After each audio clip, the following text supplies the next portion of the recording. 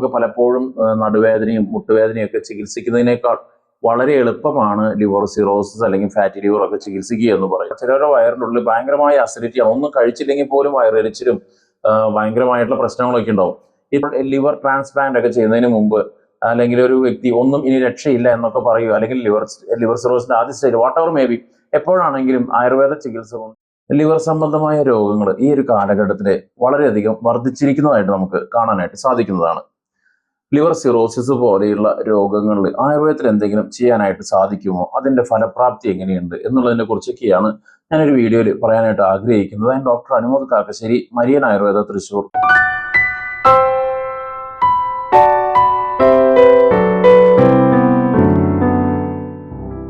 നമ്മൾ ഒത്തിരി രോഗികളെ നമ്മൾ ലിവർ സിറോസിസുമായിട്ടൊക്കെ ചികിത്സിച്ചിട്ടുണ്ട്. ഈ ഒരു വീഡിയോയിൽ നമ്മൾ ഒരു രോഗിയുടെ ഒരു ഫൈബ്രോസ്കാൻ റിസൾട്ടാണ് നമ്മൾ ആദ്യമായിട്ട് പറയാനായിട്ട് ആഗ്രഹിക്കുന്നത്. ഒരു എൻ്റെ അടുത്ത് വരുമ്പോൾ അതൊരു 17 ആയിരുന്നു അത് ഒരു ഫൈബ്രോസ്കാൻ വാല്യൂ ഉണ്ടായിരുന്നത്. അത് കഴിഞ്ഞപ്പോൾ അതൊരു 12 കുറയുകയും അതിനുശേഷം 8-9 വന്ന് നോർമലായിട്ട് മാറുന്ന ഒരു വ്യക്തി. ആ വ്യക്തി വരുന്ന സമയത്ത് വളരെയധികം ബുദ്ധിമുട്ട്, ഉദര സംബന്ധമായ പ്രശ്നങ്ങൾ ഒക്കെ ഉണ്ടായിരുന്നൊരു വ്യക്തിയായിരുന്നു. ആഫ്റ്റർ ട്രീറ്റ്മെന്റ്, നമ്മുടെ ട്രീറ്റ്മെന്റിന് ശേഷം ആളുടെ ലിവർ സംബന്ധമായ എല്ലാ രോഗങ്ങളും മാറുകയും ആൾ വളരെയധികം ഫ്രഷ് ആയിട്ടൊക്കെയാണ് തിരിച്ചു പോയത്. അപ്പോൾ ആ ഒരു ഡാറ്റ നമ്മുടെ കയ്യിലുണ്ട്. അപ്പോൾ ഇതിനു മുൻപ് ഞാൻ ചെയ്തിട്ടുള്ള ഫൈബ്രോസ്കാനിൽ ഏറ്റവും കൂടിയിട്ടുള്ള ഒരു രോഗി എന്ന് പറയുന്നത് ഫൈബ്രോസ്കാനിൽ 45 വന്നിട്ടുള്ള രോഗിയായിരുന്നു. ആ ഒരു രോഗിയെ നമ്മൾ വർഷങ്ങൾ ചികിത്സിച്ച് ഒരു 20-25 കൊണ്ടുവന്ന് അങ്ങനെ ഒരു മെയിൻറ്റെയിൻ ചെയ്ത് പോകുന്നൊരവസ്ഥയ്ക്ക് ഉണ്ടായിട്ടുണ്ട്. അപ്പം ഞാൻ പറഞ്ഞു വന്നത്, ശാസ്ത്രീയമായ ആയുർവേദ ചികിത്സ ലിവർ സംബന്ധമായ രോഗങ്ങൾക്ക് വളരെ ഫലപ്രദമാണ്. പ്രത്യേകിച്ച് ലിവർ സിറോസിസ് എനിക്ക് ഇപ്പോഴും നടന്നുകൊണ്ടിരിക്കുന്നുണ്ട്. ആ ഡാറ്റാസ് നമ്മൾ അടുത്ത ദിവസങ്ങളിലൊക്കെ പറഞ്ഞ് പുറത്തുവിടുന്നതാണ്. ആ രോഗിയും ഒരു മാസത്തെ ചികിത്സയ്ക്ക് ശേഷം ആളും വളരെയധികം ഹെൽത്തിലേക്ക് ഇമ്പ്രൂവ് ചെയ്ത് ആളുടെ ഹെൽത്തൊക്കെ ഇമ്പ്രൂവ് ചെയ്തിട്ടുണ്ട്. അപ്പോൾ ഞാൻ പറഞ്ഞു വന്നത്, നമുക്ക് പലപ്പോഴും നടുവേദനയും മുട്ടുവേദനയും ഒക്കെ ചികിത്സിക്കുന്നതിനേക്കാൾ വളരെ എളുപ്പമാണ് ലിവർ സിറോസിസ് അല്ലെങ്കിൽ ഫാറ്റി ലിവർ ഒക്കെ ചികിത്സിക്കുക എന്ന് പറയുന്നത്. അപ്പോൾ എങ്ങനെയാണ് നമുക്ക് ഇതിനെ ചികിത്സിക്കുന്നത്? നമ്മൾ പലപ്പോഴും ആയുർവേദം എന്നൊക്കെ പറയുമ്പോൾ നമ്മൾ തെറ്റിദ്ധരിക്കും. ചില വൈദ്യന്മാരോ അല്ലെങ്കിൽ വ്യാജവൈദ്യം ഒക്കെ ചെയ്യുന്നവരൊക്കെ ചെയ്യുന്ന ഒറ്റമൂലി പ്രയോഗങ്ങളൊക്കെയാണ് ലിവറിന് ചെയ്യേണ്ടതെന്ന് നമ്മൾ വിചാരിക്കും. അത് ആന മണ്ടത്തരമാണ്. പലപ്പോഴും നമുക്കറിയാം, കീഴാർനെല്ലി പോലെയുള്ള ഔഷധങ്ങൾ ഉപയോഗിക്കുന്നത്, അത് എൻ്റെ ഒരു അനുഭവത്തിലെ ലിവർ സിറോസിസ് പോലെയുള്ള അവസ്ഥയിൽ കൊടുക്കുന്നത് ഗുണത്തേക്കാളേറെ ദോഷത്തിനാണ് കാരണമാകുന്നത്. നമ്മൾ പറയും ആയുർവേദമാണ്, കീഴാർനെല്ലി നല്ലതല്ലേ എന്നൊക്കെ. പക്ഷെ എൻ്റെ ഒരു അനുഭവത്തിൽ ഒരിക്കലും കൊടുക്കാൻ പാടില്ലാത്തൊരു ഔഷധങ്ങളിൽ പെട്ട ഒരു സാധനമാണ് ഈ കീഴാർനെല്ലി എന്നൊക്കെ പറയുന്നത്.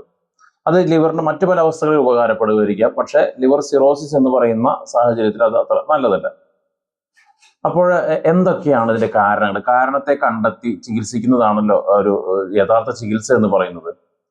അപ്പോൾ ഇതിന്റെ ഒരു ചികിത്സയെ നമുക്ക് ഒരു 3-4 കാരണങ്ങൾ നമുക്ക് കണ്ടെത്താനായിട്ട് നമുക്ക് സാധിക്കും. ഒന്ന്, നമുക്ക് നോൺ ആൽക്കഹോളിക് ലിവർ സിറോസിസ്, ഒന്ന് ആൽക്കഹോളിക് ലിവർ സിറോസിസ്.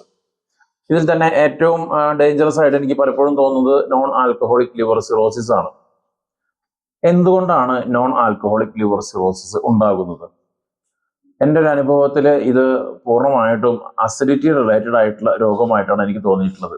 നമ്മൾ ഗൾഫ് രാജ്യങ്ങളിലൊക്കെ പെട്രോളിയം ഉൽപ്പന്നങ്ങൾ, പെട്രോളൊക്കെ ഉണ്ടാകുന്നത് പോലെ, ക്രൂഡ് ഓയിലൊക്കെ ഉണ്ടാകുന്നത് പോലെയാണ് ചിലരുടെ വയറിനുള്ളിൽ ഭയങ്കരമായ അസിഡിറ്റിയാണ്. ഒന്നും കഴിച്ചില്ലെങ്കിൽ പോലും വയറെരിച്ചിലും ഭയങ്കരമായിട്ടുള്ള പ്രശ്നങ്ങളൊക്കെ ഉണ്ടാവും.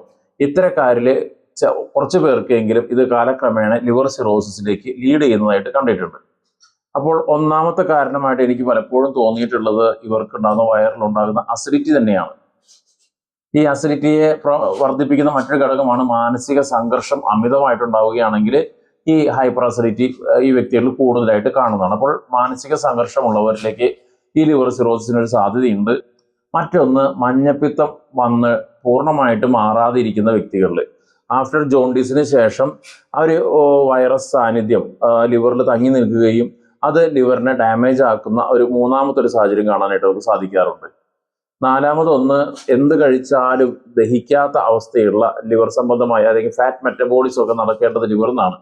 അപ്പോൾ എന്ത് കഴിച്ചാലും ദഹിക്കാത്ത അവസ്ഥ പലപ്പോഴും ഉള്ളവരിലും ഈ ലിവർ സിറോസിസ് കാണാം. പക്ഷെ അത് പൊതുവെ കുറവാണ് കമ്പാരിറ്റീവ്ലി മറ്റു കാരണങ്ങൾ വെച്ച് നോക്കുമ്പോൾ. പിന്നൊന്ന്, നമുക്കറിയാവുന്ന മറ്റൊരു കാരണം ആൽക്കഹോൾ തന്നെയാണ്. ആൽക്കഹോൾ വളരെ പെട്ടെന്ന് തന്നെ ലിവറിനെ നശിപ്പിക്കുമെന്ന് നമുക്കെല്ലാം അറിയാം. അപ്പോൾ ഈ കാരണത്തിൽ ഈ ആൽക്കഹോൾ ലിവർ സിറോസിന്റെ ഗുണം എന്താണെന്ന് വെച്ച് കഴിഞ്ഞാൽ, ആൽക്കഹോൾ നിർത്തുന്ന നിമിഷം മുതൽ ലിവർ വീണ്ടും തിരിച്ച് ഹെൽത്തി അവസ്ഥയിലേക്ക് തിരിച്ചു വരുന്നതായിട്ട് നമുക്ക് കാണുന്നതാണ്. ജസ്റ്റ് ഒന്ന് സപ്പോർട്ട് ചെയ്ത് കൊടുത്താൽ മതി. ഈ വളരെ എന്താ പറയുക, നല്ലൊരു ഒത്തിരി ആയുർവേദ മരുന്നുകളുണ്ട്. ഇപ്പോൾ നമ്മളൊക്കെ ആണെങ്കിൽ ലിവർ സിറോസിസിന് വേണ്ടി പ്രത്യേകമായിട്ടുള്ള മരുന്നുകൾ ഡിസൈൻ ചെയ്തപ്പോഴാണ് നമുക്ക് റിസൾട്ട് കിട്ടുന്നത്. സാധാരണ ഒരു ആയുർവേദ മരുന്നൊന്നും വെച്ചുകൊണ്ട് നമുക്ക് റിസൾട്ട് കിട്ടുന്നുണ്ടായിരുന്നില്ല. ഇതിനു വേണ്ടി പുതിയ മരുന്നുകൾ ഡെവലപ്പ് ചെയ്തപ്പോഴും നമുക്ക് നല്ല റിസൾട്ട് നമുക്ക് വരുന്നുണ്ട്. അപ്പം ലിവർ സിറോസിസ് എന്ന് പറയുന്നത് ഏറ്റവും എക്സ്പെൻസ് കുറഞ്ഞ, ഏറ്റവും നിസ്സാരമായിട്ട് ചികിത്സിക്കാൻ പറ്റുന്ന ഒരു രോഗമാണ്. ഞാൻ പറയുന്നതിന് ഒരുപാട് സമയമൊന്നും വേണ്ട റിസൾട്ട് കിട്ടാനായിട്ട്. വിത്തിൻ 2 ആഴ്ച കൊണ്ട് തന്നെ ആ രോഗിക്ക് പ്രകടമായിട്ടുള്ള വ്യത്യാസങ്ങൾ നമുക്ക് കാണാനായിട്ട് സാധിക്കുന്നതാണ്. അപ്പോൾ ലിവർ ട്രാൻസ്പ്ലാന്റ് ഒക്കെ ചെയ്യുന്നതിന് മുമ്പ്, അല്ലെങ്കിൽ ഒരു വ്യക്തി ഒന്നും ഇനി രക്ഷയില്ല എന്നൊക്കെ പറയുക, അല്ലെങ്കിൽ ലിവർ സിറോസിന്റെ ആദ്യ stage what ever may be, എപ്പോഴാണെങ്കിലും ആയുർവേദ ചികിത്സ കൊണ്ട് രോഗിക്ക് ഗുണം കിട്ടുന്നതാണ്. അപ്പോൾ ഇതിൻ്റെ ഇത്തരക്കാര് കഴിക്കാൻ പാടില്ലാത്ത ഭക്ഷണങ്ങളുണ്ട്. ഭക്ഷണം ഒരിക്കലും പാടില്ലാത്ത, നമുക്ക് ഇപ്പോൾ ആരെങ്കിലും കാണുന്നുണ്ടെങ്കിൽ, ലിവർ സിറോസിസ് ഉള്ള ആരെങ്കിലും കാണുന്നുണ്ടെങ്കിൽ, ഞാൻ പറയുന്ന ഭക്ഷണ രീതികൾ അവർ ഒഴിവാക്കുക. അമിതമായിട്ട് ചായയും കോഫിയോ അല്ലെങ്കിൽ അങ്ങനത്തെ ഒക്കെ കുടിക്കുന്നുണ്ടെങ്കിൽ, എരിവും പുളിയൊക്കെ ഉപയോഗിക്കുന്നുണ്ടെങ്കിൽ അത് പൂർണ്ണമായിട്ടും ഇല്ലാതാക്കുക. ഇപ്പോൾ പലപ്പോഴും നമ്മൾ പറയും കോഫി നല്ലതാണ് എന്നൊക്കെ പറയുന്നൊരു ഗവേഷണ പഠനങ്ങളൊക്കെ പറയുന്നുണ്ട്. പക്ഷെ എൻ്റെ ഒരു അഭിപ്രായത്തിലും എൻ്റെ ഒരു ചികിത്സാ അനുഭവത്തിലും നമ്മൾ ഒത്തിരി ഈ മരണത്തിന്റെ അവസ്ഥയിൽ നിന്നുള്ളവരെയൊക്കെ ചികിത്സിച്ച് കൊണ്ടുവരുമ്പോൾ കോഫി പോലുള്ള സാധനങ്ങളൊക്കെ കുടിക്കുമ്പോൾ ബുദ്ധിമുട്ട് കൂടുന്നതായിട്ടാണ് കണ്ടിട്ട്. ചിലപ്പോൾ ഹെൽത്തി ലിവറിന് കുഴപ്പമുണ്ടാവില്ലായിരിക്കും, പക്ഷെ ലിവർ സിറോസിസ് അവസ്ഥയിലുള്ളവർ കോഫി കുടിക്കുന്നത് അപകടമാണ്. അപ്പം ഇത്തരത്തിൽ എരിവും പുളിയുള്ള ഫ്രൂട്ട്സുകൾ എത്ര പുളി കുറയ്ക്കുന്നോ അത്രയും ലിവറിന് അത് ഹെൽത്തി ആയിട്ട് മാറുന്നതായിട്ട് ഞാൻ കണ്ടിട്ടുണ്ട്. അപ്പോൾ ഒരുപാട് എരിവും പുളിയും നന്നായി കുറയ്ക്കുന്ന ഭക്ഷണ രീതികളിലേക്ക് ഇത്തരം ലിവർ സംബന്ധമായ രോഗങ്ങളുള്ളവർ മാറേണ്ടത് അത്യാവശ്യമാണ്. അപ്പോൾ നമ്മുടെ ബന്ധുക്കള് അല്ലെങ്കിൽ സുഹൃത്തുക്കളിലോ ആർക്കെങ്കിലും ലിവർ സിറോസിസ് മൂലം ബുദ്ധിമുട്ടുന്നുണ്ടെങ്കിൽ നിങ്ങൾ ഇവർക്ക് ഈ ഒരു വീഡിയോ നമ്മൾ അയച്ചു കൊടുക്കുക. നമുക്ക് ആർക്കെങ്കിലും വരാൻ സാധിക്കുന്നില്ലെങ്കിൽ നമുക്ക് ഓൺലൈനിലൂടെ കൺസൾട്ടേഷൻ ചെയ്താലും ഈ മരുന്നുകൾ നമുക്ക് വീട്ടിലിരുന്ന് നമ്മൾ കഴിച്ചുകൊണ്ടിരിക്കുന്ന ഇംഗ്ലീഷ് മരുന്ന് കഴിക്കുന്നുണ്ടെങ്കിൽ അതിൻ്റെ ഒപ്പം തന്നെ ഇതും ആയുർവേദ മരുന്നുകൾ കഴിക്കാവുന്നതാണ്. ഗുണം നല്ല വ്യത്യാസം രോഗിക്ക് പ്രകടമാവുന്നുണ്ടെങ്കിൽ നമുക്ക് തീർച്ചയായിട്ടും ആയുർവേദ ചികിത്സ രോഗിക്ക് ഗുണം ചെയ്യുന്നതാണ്. നമുക്ക് ഇതുപോലെ മറ്റൊരു എപ്പിസോഡുമായിട്ട് നമുക്ക് വീണ്ടും കാണാം. Thank you.